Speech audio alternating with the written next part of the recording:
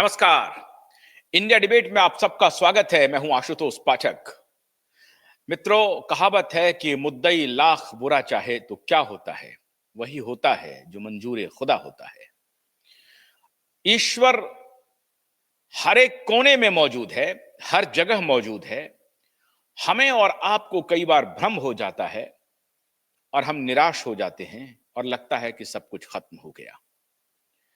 मित्रों, आज मैं पिछले 5 साल में सारी मीडिया की पूरी ताकत लगी रही, अदालतों में सब कुछ जोर आजमाइश होती रही, सुशांत के वकील सुप्रीम कोर्ट में अपीयर होते रहे, हमारी पीआईएल लग गई, इंटरवेंशन फाइल हुआ, सब कुछ हुआ।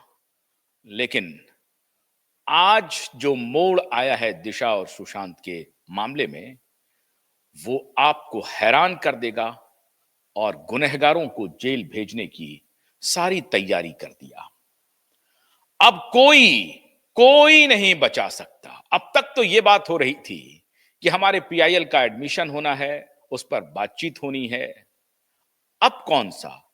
तो एक तरफ गुनहगार अपनी साजिश कर रहे थे, हम लोग भी तैयारी कर रहे थे, हम भी गुगली फेंक रहे थे, चाइनामैन डाल रहे थे, लेग ब्रेक डाल रहे थे, of swing, in swing, cricket के सारे आयाम इस गेम में डाल रहे थे और हम देख रहे थे कि गुनहगार की साजिश किस किस दिशा में कैसे कैसे हमारी गुगली को, हमारे चाइनामैन को, हमारे लेग ब्रेक को, हमारे ऑफ स्पिन को झेलती है। आज सबसे बड़ा ब्रेकिंग न्यूज आपके साथ शेयर करने जा रहे हैं और इसमें जो सबसे बड़ी भूमिका है एडवोकेट नीलेश ओझा की और उनकी पूरी टीम की, उनकी 50 वकीलों की पूरी टीम की, वो अतुलनीय, अप्रतिम और अनपैरेलल है। आप सबको, देश के सभी एसएसआर वॉरियर को, सुशांत और दिशा के प्रशंसक को, उनके लिए न्याय की मांग करने वालों को, सबको आज उनको बधाई देना चाहिए। उनकी तारीफ में आपको कसीदे करने ही पड़ेंगे, पढ़ने ही पड़ेंगे। दिशा के पिता ने कोर्ट में एफिडेविट फाइल कर दिया है और अब वो एफिडेविट के आधार पर सुनवाई शुरू होगी। ये सबसे बड़ी खबर मैं आज पहली बार क्यूवाइब नेटवर्क आपके साथ शेयर कर रहा है। अभी तक तो यह हो रहा था कि दिशा के पिता और माता दोनों ने कह दिया है कि कोई जांच नहीं होनी चाहिए, हम जांच से संतुष्ट हैं। आपको याद होगा नितेश राणे के खिलाफ किस प्रकार से षड्यंत्र करके उनके खिलाफ कंप्लेन करवाया गया, इसी दिशा के पिता और माता से। लेकिन आज दिशा के पिता, दिशा की माता, सब लोग अदालत का दरवाजा खटखटाने के लिए खड़े हो गए। 5 साल लग गया, लेकिन आज वो अदालत की दहलीज पर पहुंच गए हैं। इस बारे में पूरी जानकारी के साथ हमारे साथ स्वयं हॉर्सेस माउथ आप सुनेंगे। एडवोकेट नीलेश ओझा, बहुत बहुत स्वागत है हमारे साथ क्यूवाइब नेटवर्क पे। मैं समझता हूं कि ये पहला ब्रेकिंग और देश के लिए आज एक आशा की किरण। नीलेश जी, क्या हुआ, कैसे ये मन में तब्दीली हुई और कैसे ये एफिडेविट तैयार हो गया? दिशा के पिता ने कैसे अपना मन बना लिया कि हमें न्याय पाना है? देखिए, सबसे पहली चीज, दिशा के पिता ऑब्जर्व कर रहे थे क्या एक्टिविटी हो रही है मीडिया में, और खास करके उनके वर्ड है क्यूवाइब नेटवर्क आशुतोष पाठक जी को हम सुनने के बाद में हमको ये आशा होगी कि ये पर्सन जो है ये ऑनेस्ट है, ब्रेव है और ये मैनेज नहीं हो सकता है। ऐसा जब उनको ये कॉन्फिडेंस उनके मन में आया, फिर उन्होंने आपसे तो बात किया, आपके चैनल पे आए और वो रशीद खान पठान साहब का पिटीशन, अपना काम, कोर्ट के डेवलपमेंट सब देख रहे थे। अब उसके बाद में, जैसा कि आप बेहतर जानते हैं, कुछ चीजें हम बताएंगे नहीं, और जरूरी भी है कि वो जो इसमें जिन जिम्मेदार पुलिस अधिकारी, ईमानदार पुलिस अधिकारी और आई विटनेसेस ने जो इसमें रोल अदा किया, वो हम बताएंगे नहीं। वो आइन वक्त पे रखेंगे इनको ऐसे ही सर्जिकल स्ट्राइक देने के लिए। तो वो विषय हुआ। फिर अपने जो वकील साहब है ईश्वर लाल जी अग्रवाल एंड टीम, उन्होंने बहुत अच्छे तरीके से एफिडेविट तैयार किया। और इम्पोर्टेंट चीज, उन्होंने जो डिमांड की है कोर्ट में, इस पीआईएल के अंदर में एक एप्लीकेशन लगाया है। उन्होंने कहा है कि पिटिशनर को डायरेक्शन दी जाए कि इसमें हमको को पिटिशनर कर ले। मतलब वाह। अभी पिटिशनर दो रहेंगे, एक रहेंगे supreme court high court litigant association रचित खान पठान, और पिटिशनर नंबर 2 रहेंगे दिशा सालिया एंड उनके फैमिली वाइफ जो भी है। तो ये इस तरह से ये अभी पिटिशन कन्वर्ट होने वाली है पीआईएल। तो मेरे ख्याल से ये आरोपी के लिए भी एक बहुत बड़ा झटका है। और ये उन तथाकथित पेड़ जो उनके या तो पेड़ थे या तो कुछ बेवकूफ थे जो सवाल उठा रहे थे पूरे प्रोसेस पे, या फिर जिनको लॉ नहीं समझता था, ऐसे भी लोग होंगे। तो उनको सबको इस स्टेप से जवाब मिल गया है। तो दिशा के पिता के इस एफिडेविट का कितना बड़ा सिग्निफिकेंस हो गया है अब इस पूरे प्रकरण में, क्योंकि 5 साल तक तो ये कहा जा रहा था, संजय राउत के आपने कई बार बयान सुने होंगे, शिवसेना के कई नेताओं के बयान आए थे कि भाई जब दिशा के माता पिता नहीं चाहते हैं तब कौन ये खामखा ये आना चाहते हैं। उस लिहाज से इस पिटीशन का और इस एफिडेविट का क्या महत्व है? देखिए, सबसे पहली चीज मैंने तो पहले क्लियर कर दिया था, सुप्रीम कोर्ट का लॉ भी है, लोकस कोई मायने नहीं रखता है, तीसरा व्यक्ति भी क्रिमिनल लॉ को सेट इन मोशन कर सकता है, ठीक है। लेकिन अब क्या हुआ है, अब वो इफ्स बर्ड्स किंतु परंतु सब तो खत्म हो गए हैं। अब सीधा है एक उस लड़की का पिता जिसके ऊपर अत्याचार हुआ है, जिसका मर्डर हुआ है, वो कोर्ट के सामने है, एक सीनियर सिटीजन, और वो न्याय मांग रहा है।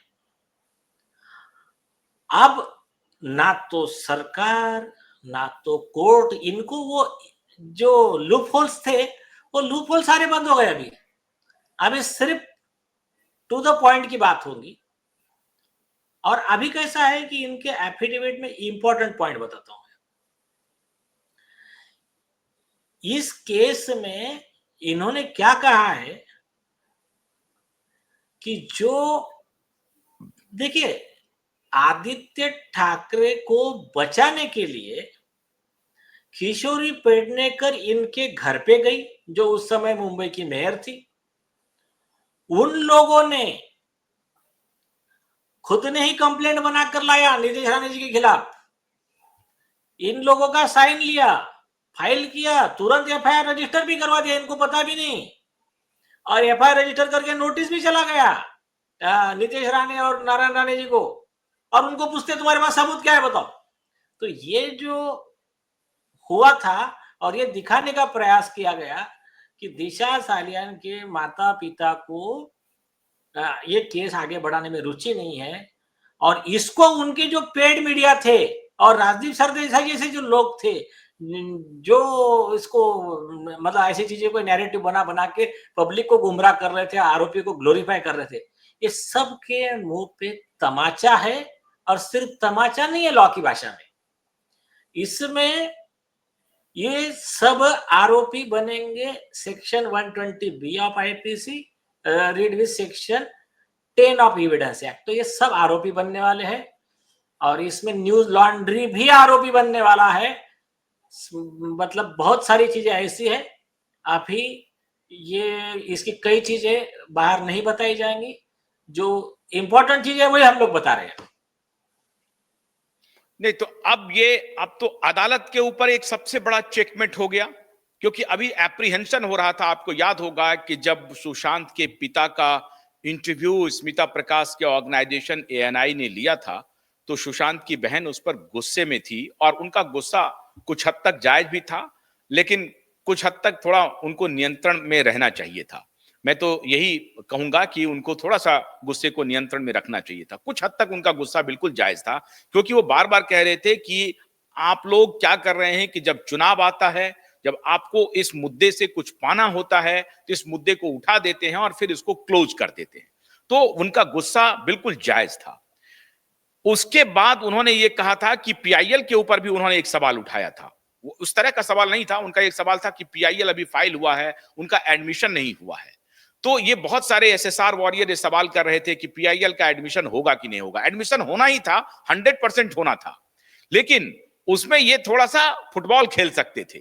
तो क्या अदालत के ऊपर एक सबसे बड़ा जो चेकमेट है, जो चेक है, सह है, वो अदालत के ऊपर अब लग गया है। अब वो इधर-उधर नहीं घूम सकते हैं। और मैं समझता हूं कि ये जो आपकी प्लानिंग चल रही थी पीछे, पहले आपने पीआईएल डाला, क्योंकि मुझे नहीं लगता है कि आपके आपके संपर्क में ये थे और ये करना चाहते थे, लेकिन आपने पहले पीआईएल डाला और ये जो मास्टर स्ट्रोक है अब कि दिशा के पिता अब उसी में अपना प्रेयर लगा रहे हैं, तो मुझे नहीं लगता है कि कोई बचने का कोई रास्ता आपने दिया है।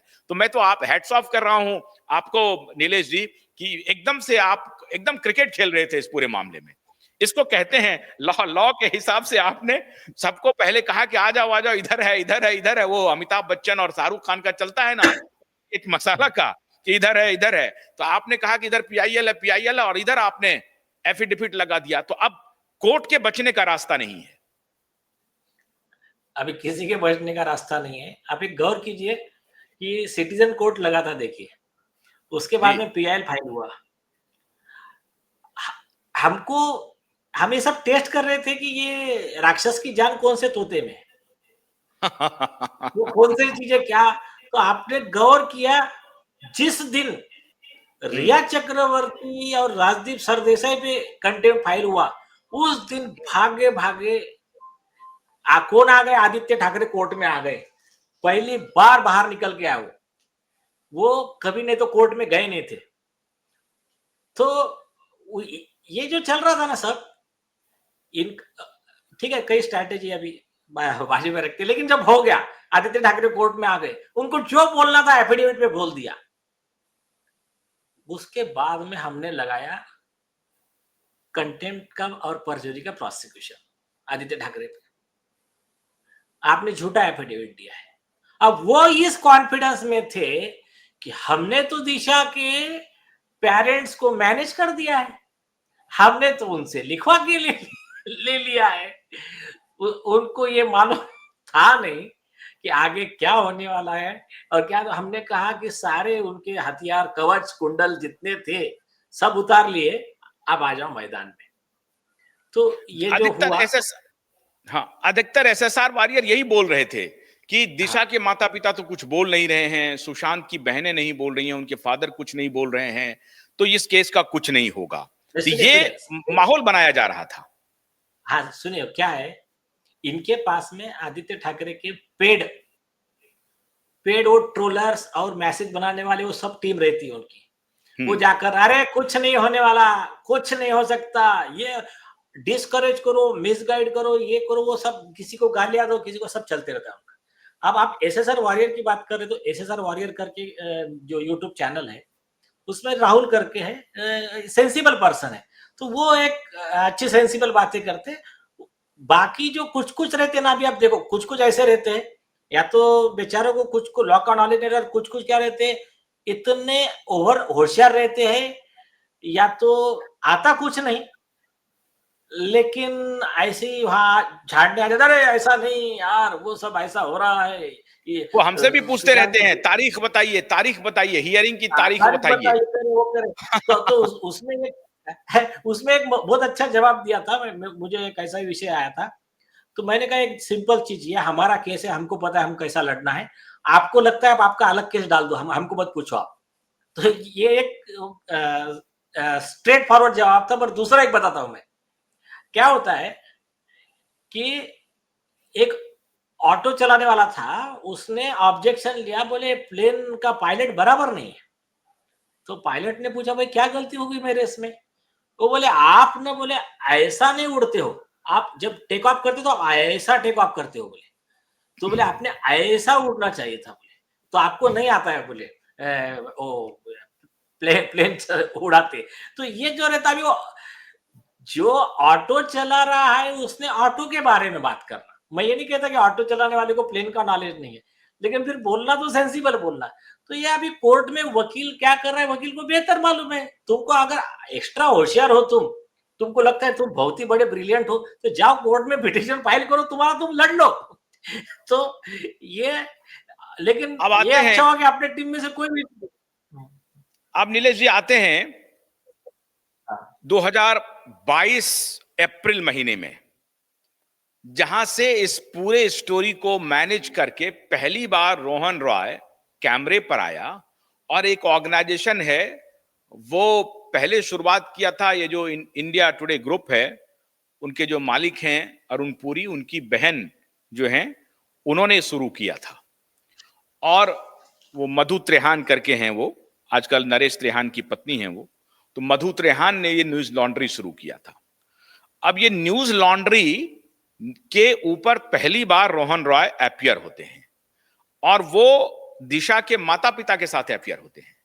और वहीं से ये स्टोरी को प्लांट किया गया कि ये मीडिया वाले जो हैं वो गलत ट्रोल कर रहे हैं, गलत खबरें चला रहे हैं, झूठी खबर चला रहे हैं, दिशा ने सुसाइड ही किया था, ये रोहन रॉय ही था। और उसके पहले जो किशोरी पेडनेकर जो गई हैं और उनसे जो एप्लीकेशन पे साइन करवाया है, वो सब क्या उसने इस पिटीशन में इसका भी जिक्र हुआ है क्या? ये सारी चीजें अभी आप देखते जाइए। इसमें वो न्यूज लॉन्ड्री हो, रोहन रॉय हो, और खास करके वो पर्सन मिस्टर सतवंत सिंह, जो उस न्यूज लॉन्ड्री पे आकर इंटरव्यू दे रहा है कि देखो मालवनी पुलिस बहुत अच्छा इंक्वायरी किया, बहुत अच्छा इन्वेस्टिगेशन किया, आप लोग उसको देखना नहीं चाहते क्योंकि आप एक नैरेटिव में फंसे हुए हो। मैंने मेरे लेवल पे बहुत ट्राई किया, मुझे बहुत दुख हुआ कि ये दिशा की बदनामी की जा रही है। तो ये जो मगरमच्छ के आंसू जो बहा रहा था ना, वो अब ये सारे मगरमच्छ के आंसू जिंदगी भर बोलना, देखो बराबर कोर्ट में, जेल में, जैसा जहां उसको कोर्ट भेजेगा वहां जाकर बहाने के। कुछ बातें बोल नहीं रहा हूं मैं अभी, बहुत जल्दी इसमें होगा। अभी वो लीगल व्यक्ति तो सर्विस अद्भुत है नीलेष जी, वो तो बनारस से वो कह रहा है कि हम पहुंचे कैसे, उसका क्या कहानी है? वो तो हाँ बिल्कुल हाँ फंसता हाँ, हुआ दिख रहा है। Yes yes. वो ये कॉन्स्पिरेसी को एक्सपोज करने वाला विषय देखिए। अभी दिशा सालियान का डेथ होता है। दिशा सालियान के डेथ के समय इंक्वायरी के लिए बिहार से विनय तिवारी जी आते हैं, आईपीएस, जो सुशांत सिंह के केस का इन्वेस्टिगेशन कर रहे हैं, और मुंबई पुलिस को बोलते हैं आप दिशा सालियान की केस की फाइल हमको दो। जैसा वो व्यक्ति आईपीएस ऑफिसर मुंबई में एंट्री करता है, उसको उठा के डिटेन कर दिया जाता है आईपीएस अधिकारी को। बल्कि वो पूरा बात करके कम्युनिकेशन करके आए थे कि मैं आ रहा हूं और सरकार का जिम्मेदारी था उनको हेल्प करना। तो अच्छा क्यों किया? तो यही किशोरी पेडनेकर के वो जब मेयर थी मुंबई म्युनिसिपल कॉर्पोरेशन की, तो कॉर्पोरेशन के अधिकारी कहते हैं कि हमारा कोविड प्रोटोकॉल है, बाहर से जो आता है उसको हम 14 दिन क्वारंटाइन करते हैं, डिटेन करते हैं। उनके हाथ पे स्टैम्प मार दिया गया। सारे मीडिया चैनल ने दिखाया था, ठीक है। उसी टाइम में ये सतवंत सिंह आता है और इंटरव्यू में बोल रहा है, ये जो न्यूज लॉन्ड्री का न्यूज है ना, ये न्यूज लॉन्ड्री के जो तथाकथित मालिक है और जो इस केस में इन्वॉल्व है, और ये पर्सन सतवंत सिंह, इन लोगों को प्रोसिक्यूट करने के लिए भी काम का है, और इसके थ्रू मालवनी पुलिस एंड तथाकथित तब के उद्धव ठाकरे के लोग और आदित्य ठाकरे के लोग और सरकारी अधिकारी को एक्सपोज करने के लिए भी अच्छा है। तो सतवंत सिंह आता है बनारस से फ्लाइट से, मालवनी पुलिस स्टेशन पहुंचता है, वो खुद इंटरव्यू में कह रहा है पुलिस के साथ में रह के पूरा इंक्वायरी कंक्लूड करता है। और उसका देखो, बेगाने शादी में अब्दुल्ला दीवाना पुलिस दिशा के माँ बाप को उसकी ना डेड बॉडी देखने देती है, ना उसके कपड़े देती है, ना उसका मोबाइल देती है। सतवंत सिंह को कपड़े देती है उसके, और बोले रोहन राय को मोबाइल देती है। ये कौन से लॉ के तहत दिया भाई आपने? कोई बात नहीं, अब ये काम कर रहा है वहां पर, तो इसको वो क्वारंटाइन का, कोविड प्रोटोकॉल का रूल इसको लागू नहीं होता है क्या? तो ये एक स्पेसिफिक प्रूव करता है जो कॉन्स्पिरेसी थी। इसी ग्राउंड पे अरेस्ट होंगे ये सब। अभी अभी देखते जाइए, वो मालवनी पुलिस स्टेशन का ऑफिसर, मुंबई म्युनिसिपल कॉर्पोरेशन के अधिकारी, ये सतवंत सिंह, ये सब लोग। देखिए क्या है, misuse of public property, police machinery, government machinery, public fund misutilisation to save the accused. एक आरोपी जो उस समय महाराष्ट्र का कैबिनेट मिनिस्टर है, आदित्य ठाकरे, उसका पिताजी उस समय चीफ मिनिस्टर था। तो ये लोग सरकारी मशीनरी जो बनाई गई है फॉर द पब्लिक वेलफेयर, उसका मिसयूज कर रहे हैं। तो ये लोग 409 रीड विथ 120B 107 109 ऐसे abetment by act of commission and omission, involvement in conspiracy, तो इन लॉ के तहत ये सब लोग उम्र कैद की सजा के हकदार है। ये सिर्फ एक ग्राउंड पे, बाकी अलग, बाकी ऑफेंस अलग। हेमंत सिकरे जो उनके साथी हैं, वो जैसे उनके पास कोई रिपोर्टर पहुंचता है वो पुलिस को कॉल कर देता है। नहीं, अभी अभी छोटी छोटी बातों में अभी मत जाइए। ये अच्छा। सब चीजें है ना। हाँ, ये सब चीजें मैं अगर आपको एक शॉर्ट में बोलता हूं ना, सबसे इंपॉर्टेंट चीज, दिशा सारियान के पिताजी का कहना है कि जो कंप्लेंट रशीद खान पठान जी ने 12 जनवरी 2024 को पुलिस को दी है, जिसको सरकार ने एसआईटी इन्वेस्टिगेशन में इंक्लूड कर लिया है, उस कंप्लेंट में गैंगरेप, मर्डर, नारकोटिक्स, एनडीपीएस के सेक्शंस के साथ में आदित्य ठाकरे एंड अदर्स के खिलाफ एफआईआर रजिस्ट्रेशन करने का, उनका प्रोसिक्यूशन करने का, कस्टडी में लेने का जो भी कंप्लेंट है उसमें एफआईआर रजिस्टर किया जाए और उसका इन्वेस्टिगेशन किया जाए। इस प्रेयर को मेरा सपोर्ट है, ऐसा एफिडेविट उन्होंने दिया है। ये सबसे इंपॉर्टेंट और क्रूशियल थिंग है। एक दूसरी चीज उन्होंने कहा है कि भाई आप आदित्य ठाकरे और अन्य, मैं अन्य डॉट इसलिए छोड़ रहा हूं कि अभी इसमें जो कई ऐसे एक्यूज है, इनको पता भी नहीं कि उनका कब टिकट कट गया है अंदर जाने का। अभी मालूम पड़ता, कुछ बोल ही नहीं रहा हूं अभी। चेंबूर से बनकर कंप्लेंट आती है कि आप साइन करो अर्जेंट में। सालियन के पेरेंट्स को बोलते हैं आप अर्जेंट में साइन करो, नीतीश राणे को अपने को अंदर डालना है। तो वो चेंबूर से जो बनवा कर दे रहा है, वहां से लेकर अभी इतने हैं, और नियर अबाउट 12 पुलिस अधिकारी जेल में जाएंगे सीनियर तक। तो उसमें वन आईपीएस मतलब लेवल का अधिकारी एफिडेविट कोई और बनाता है, उस पर इनसे सिग्नेचर लिया जाता है और सिग्नेचर लेकर के इमीडिएटली पुलिस रजिस्टर करती है और फटाफट कार्रवाई शुरू करती है।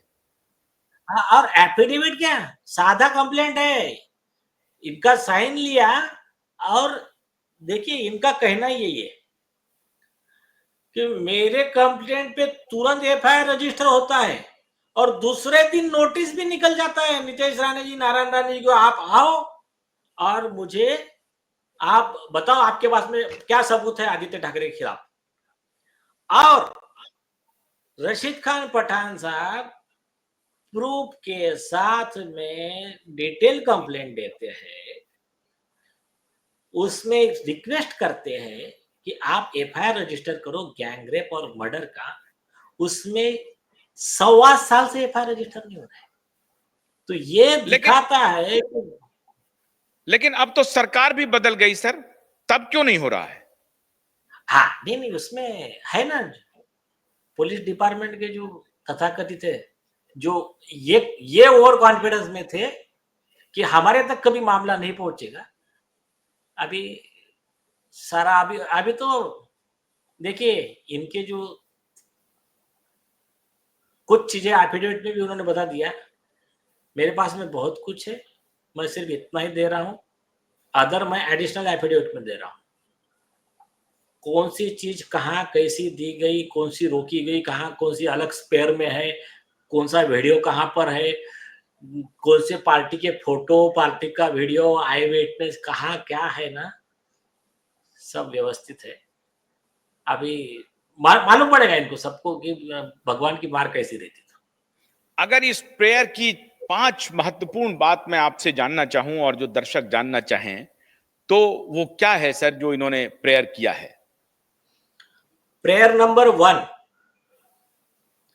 मुझे इस पिटीशन में को पिटिशनर बनाया जाए।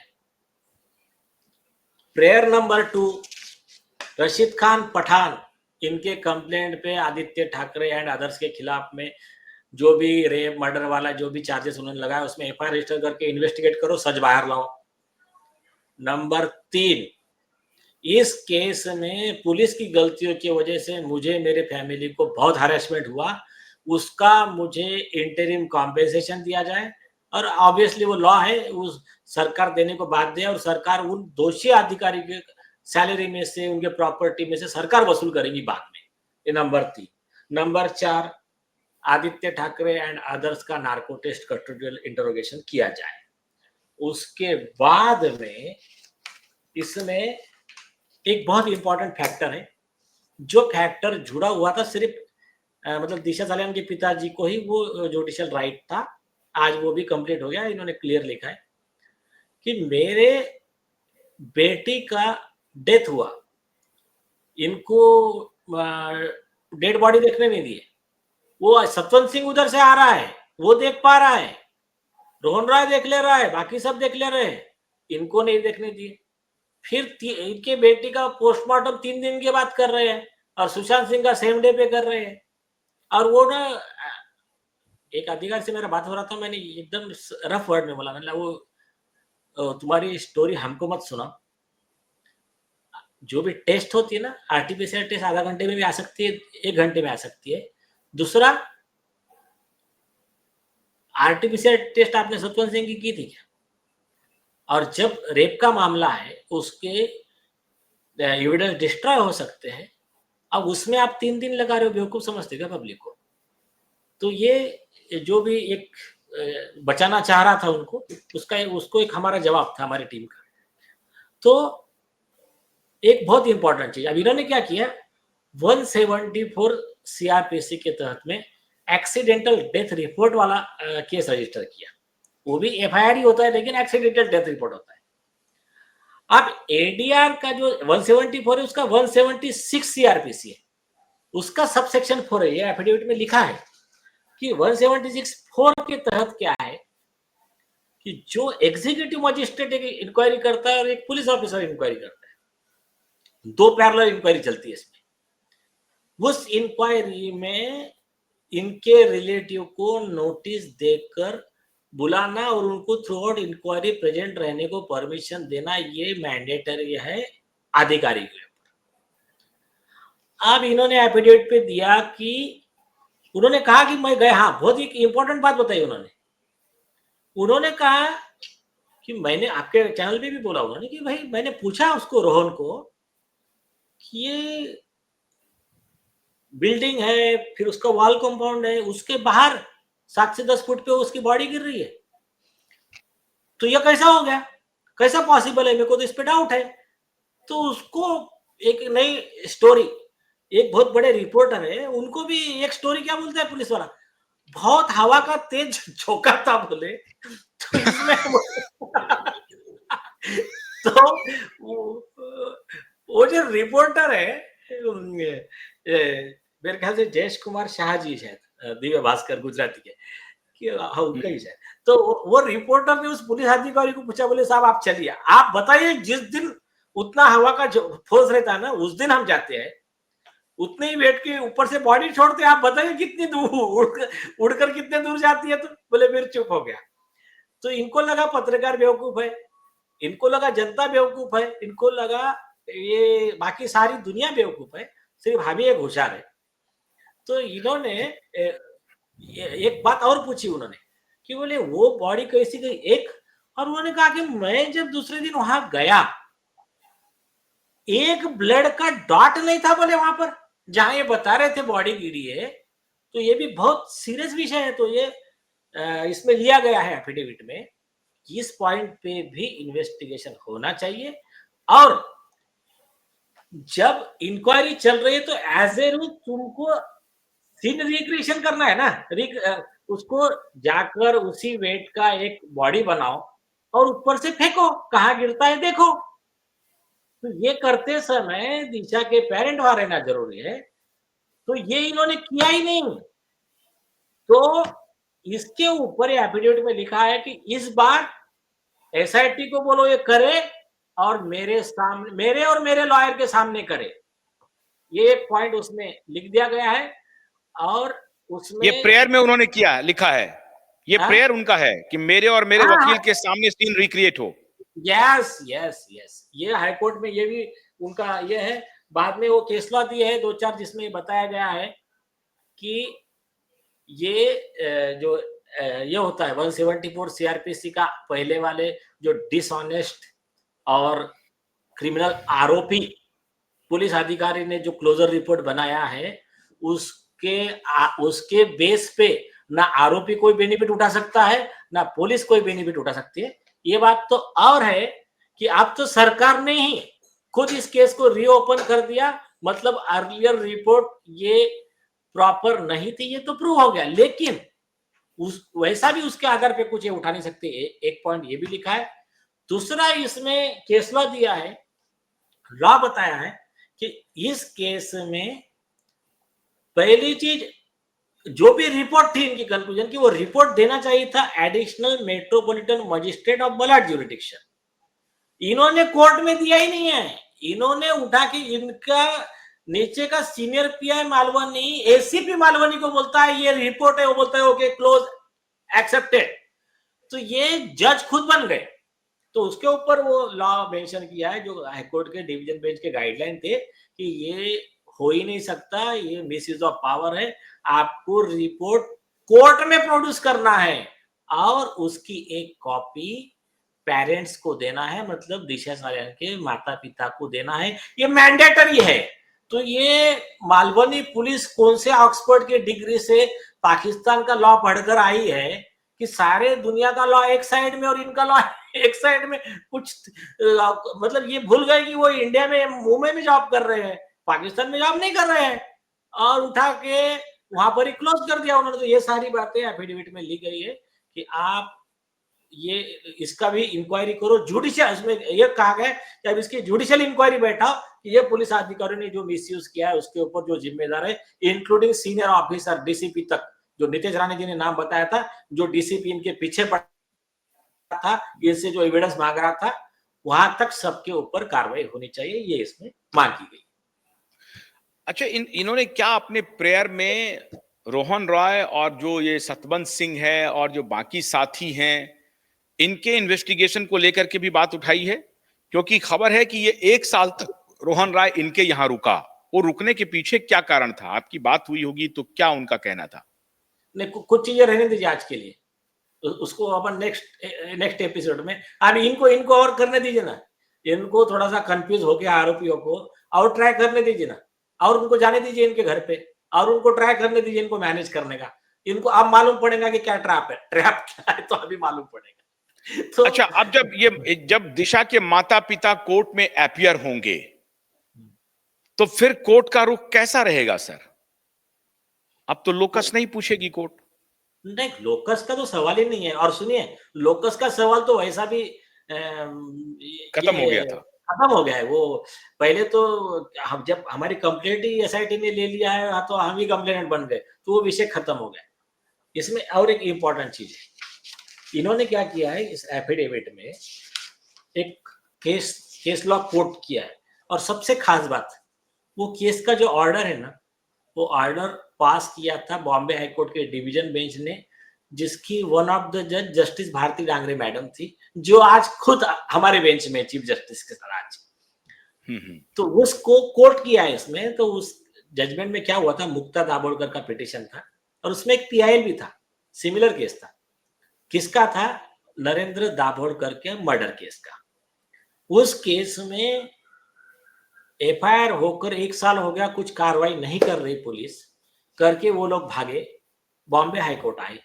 बॉम्बे हाईकोर्ट ने बोला 1 साल सीबीआई को दिया, सीबीआई के खिलाफ स्ट्रिक्चर पास किया, सीबीआई के अधिकारी को वार्निंग दिया, ये भारती डांगरे मैडम, और पीछे पड़ के कोर्ट मॉनिटर्ड इन्वेस्टिगेशन करवा के आरोपी अरेस्ट करवाए और चार्जशीट कोर्ट में दाखिल करवाने पे मजबूर किया। अब इसमें क्या लिखा है उनके एफिडेविट के एग्जैक्ट वर्ड्स में आपको बताता हूं कि वो एक मर्डर का केस था। ये वाला केस मल्टीपल मर्डर्स का है, दिशा सालियान, सुशांत सिंह राजपूत एंड अदर्स। ये केस गैंगरेप का भी है, ये केस चाइल्ड अब्यूज का है, ये केस ड्रग्स ट्रेड का है, ड्रग्स ये है ह्यूमन ट्रैफिकिंग है। इतने सीरियस एलिगेशन वाला इतना बड़ा केस है, इसमें 5 साल होते आ रहे हैं, 4.5 साल हो चुके हैं, आज तक इसमें कुछ नहीं हो रहा है। एसआईटी कंस्टिट्यूट होकर भी 1.5 साल से कुछ नहीं हो रहा है। तो आप कृपया इसमें आर्टिकल 14 ऑफ द कॉन्स्टिट्यूशन के हिसाब से दिस कोर्ट इज बाउंड, तो आप इसमें सेम, ज्यादा मत लेकिन सेम आप कॉग्निजेंस लीजिए, सेम आप कोर्ट मॉनिटर इन्वेस्टिगेशन कीजिए और जल्दी से ऑर्डर दीजिए, नहीं तो अभी ये विटनेस को थ्रेटन करना, ये सारे काम होते रहेंगे। इसमें और प्रेयर की गई है कि पिटिशनर रशीद खान पठान, एडवोकेट नीलेश ओझा और आई विटनेसेस जिनके नाम हमने डिलिबरेटली सीक्रेट रखे हैं, इन सब को पुलिस प्रोटेक्शन देने का, और खुद इनको भी, दिशा सालियान के फैमिली को भी, इन सब को पुलिस प्रोटेक्शन देने का जिम्मेदारी पुलिस का है। उसमें एफिडेविट में और लिखा है कि इस देश के कई नागरिक बार बार रिक्वेस्ट कर रहे हैं कि इन लोगों को पुलिस प्रोटेक्शन दिया जाए।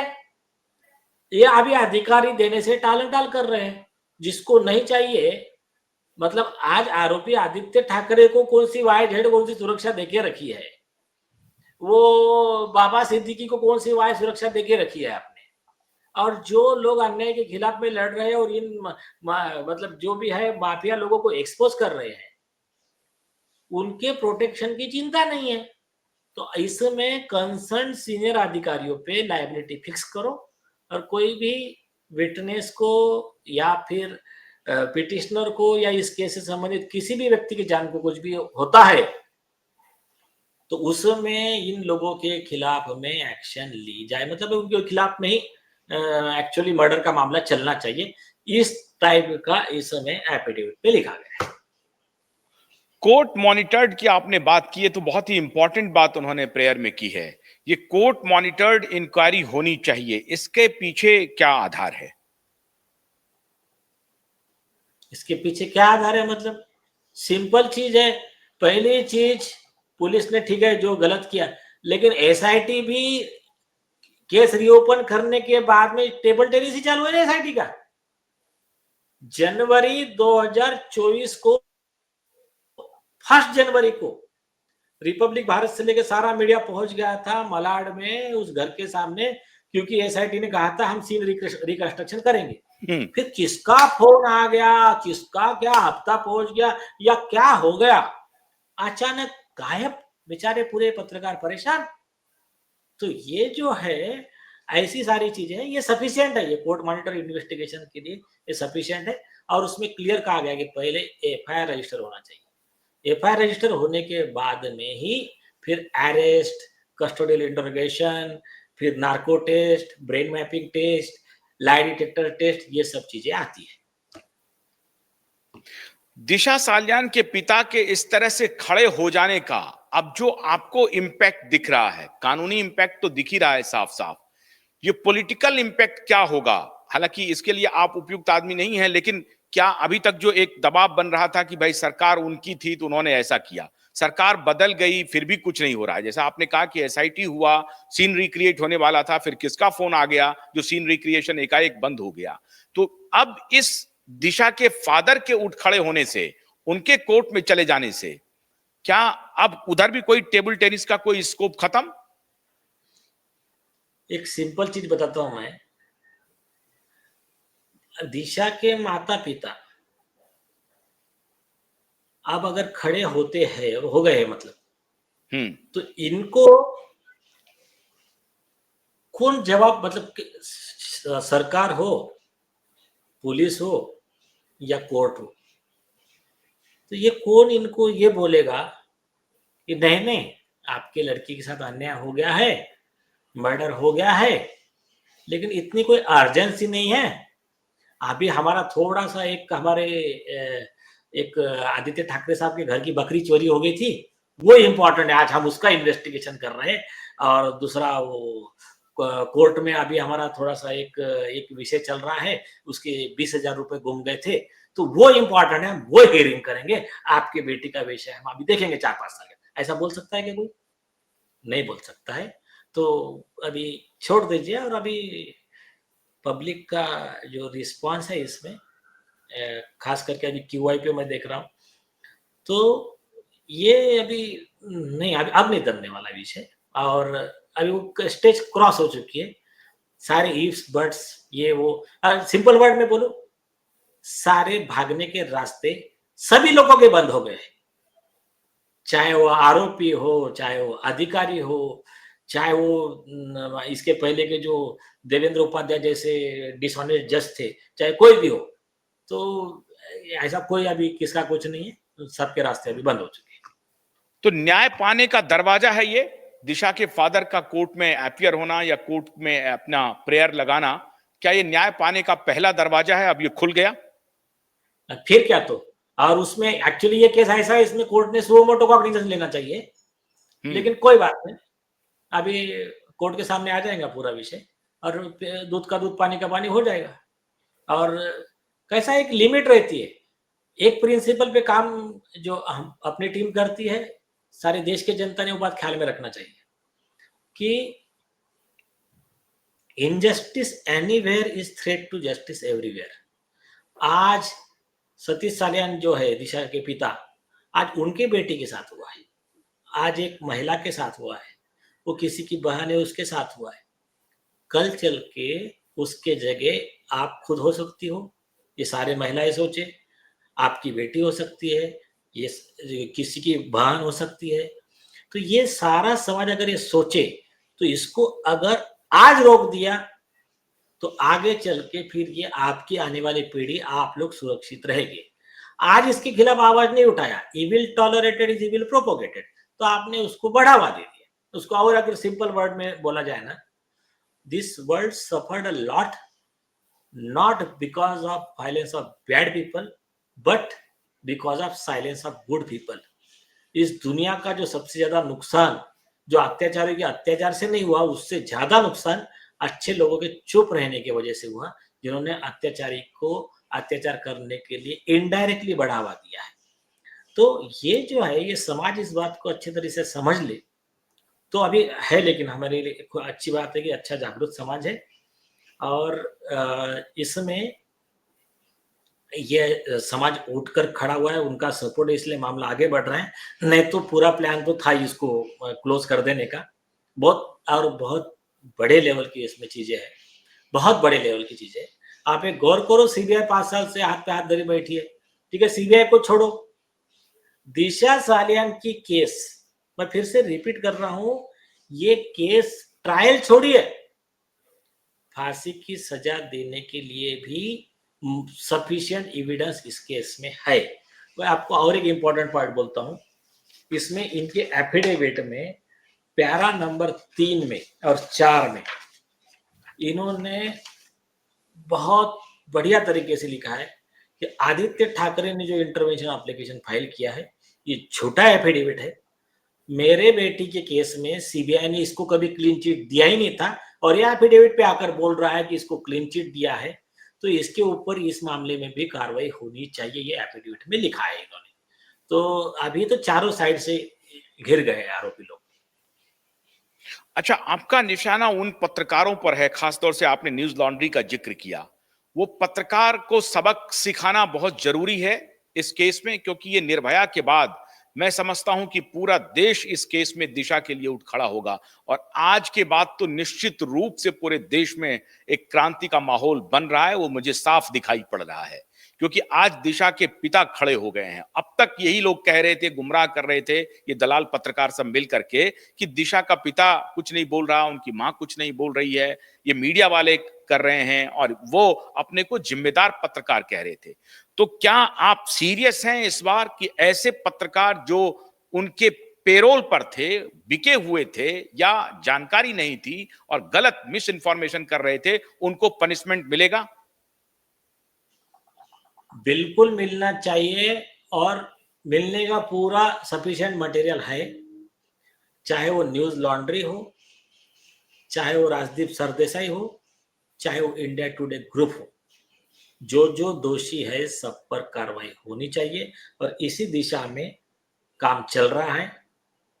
अभी इनको देखो, इनके एफिडेविट के वजह से, किशोर तिवारी जी के स्टेटमेंट के वजह से और mobile tower location, Aditya Thackeray खुद का झूठा स्टेटमेंट, इन सब के वजह से न्यूज लॉन्ड्री, राजदीप सरदेसाई, इनकी क्रेडिबिलिटी तो जीरो हो गई। लोगों के समझ में आ गया ये बिके हुए नैरेटिव वाले, मुझको अब जाने दीजिए, कुछ गलत वर्ड आ जाते हैं गुस्से में मेरे से, तो ये इस तरह के पत्रकार है। ये मतलब ये पत्रकार बोल भी नहीं सकते इनको, बस ये एक्चुअली दलाल है।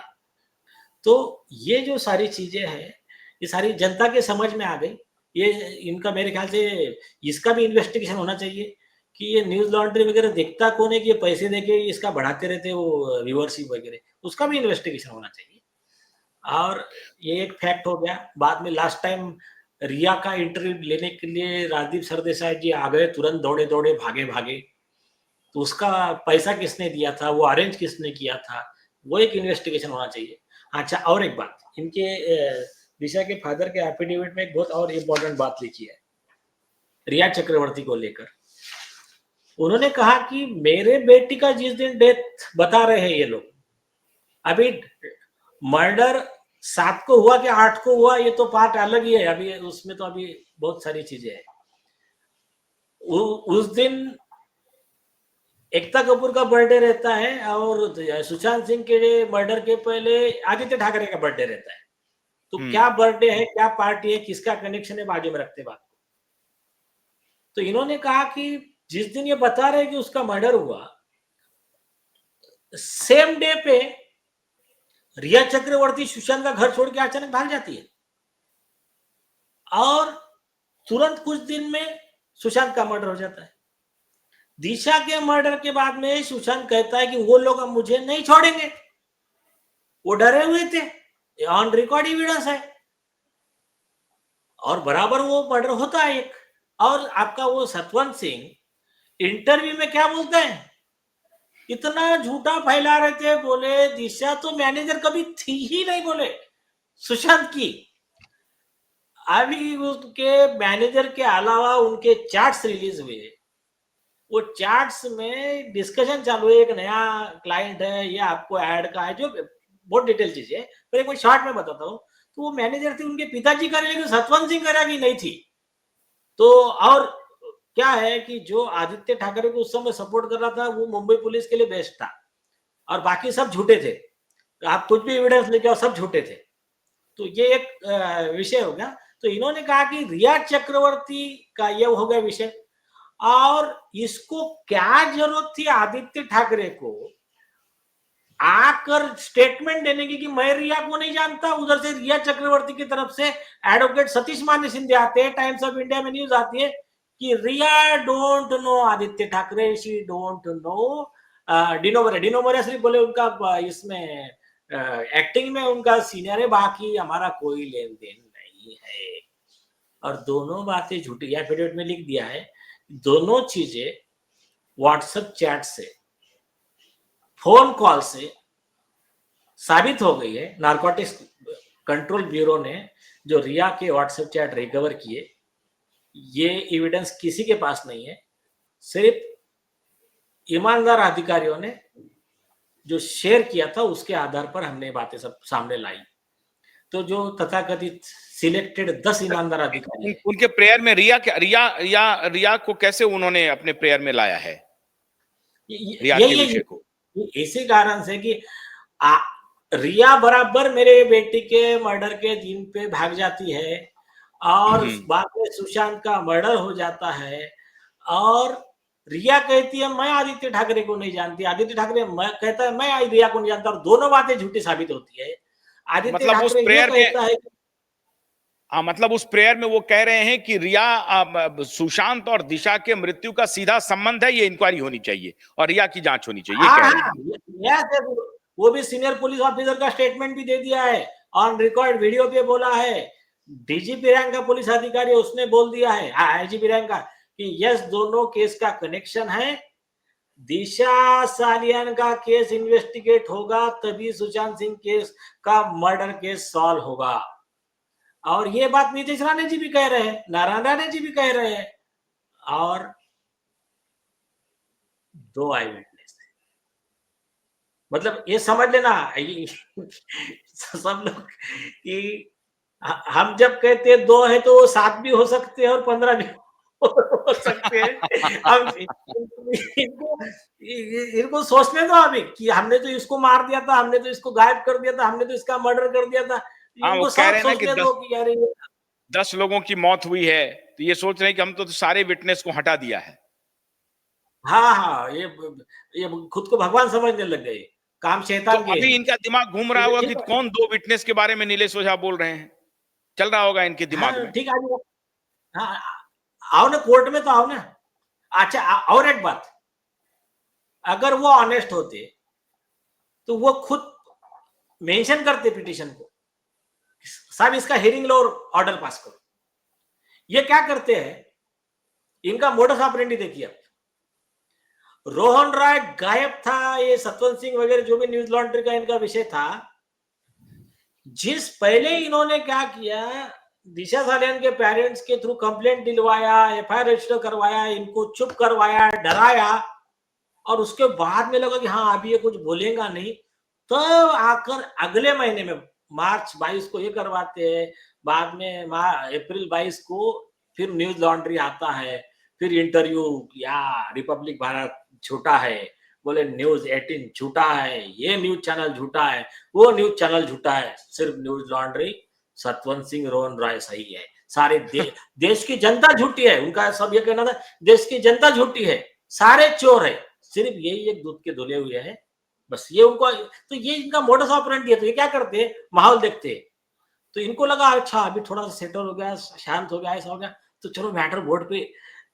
अभी इन्होंने देख लिया कि नहीं, ये अपना इकोसिस्टम इधर काम नहीं करता है, अपना जो भी है तिलस्म इधर काम नहीं करता है, ये लोग they are blessed by God, ये परेशान रहते कि इनको पीछे कौन है।